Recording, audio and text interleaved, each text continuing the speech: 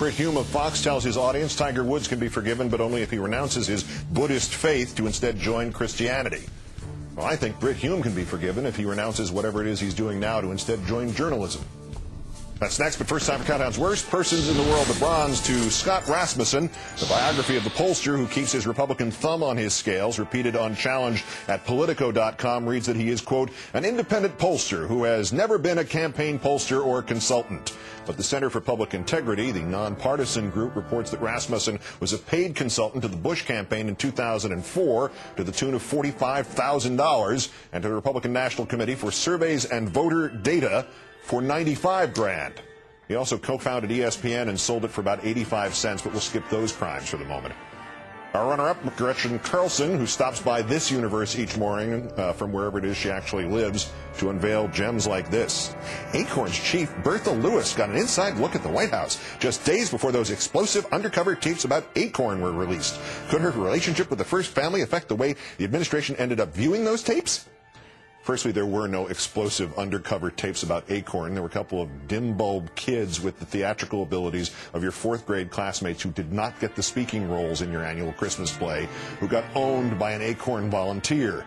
But secondly, hours and days before Carlson's breathless announcement that Acorn's Bertha Lewis had visited the White House last year, White House spokesperson Jen Psaki confirmed that the visitor in the White House log was a woman named Bertha E. Lewis, who apparently went through on a public tour. The president of Acorn is named Bertha May Lewis.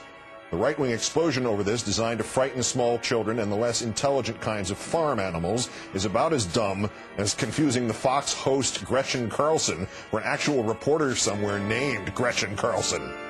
But our winner, Brent Bozell, the founder of the Media Research Council. He's given out one of his annual prized by the left, foot in his own mouth awards to our own Ed Schultz, because Ed said the Republicans lie, they want to see you dead, they'd rather make money off your dead corpse. Said Bose, Ed Schultz, Mr. MSNBC, making the most hideous of character assassination attacks, saying we want to kill people and literally saying it, we want to see them dead. Just think what would happen if Rush Limbaugh went on the air and said that about a liberal. It would be the end of his career. Except Limbaugh says things like that constantly. Last August 13th, the president, quote, wants the White House. He wants the executive branch to be making determinations of who lives and who dies. Last September 30th, it's the American left that wants you to die, the party of abortion and euthanasia. Last October 13th, the Obama administration wants to also get to decide when to dig the grave. Last October 15th, Democrats would make the elderly face the guillotine. Last December 8th, this administration, the Democrat Party, is totally on board with the elderly passing away. So two conclusions about Brent Bozell.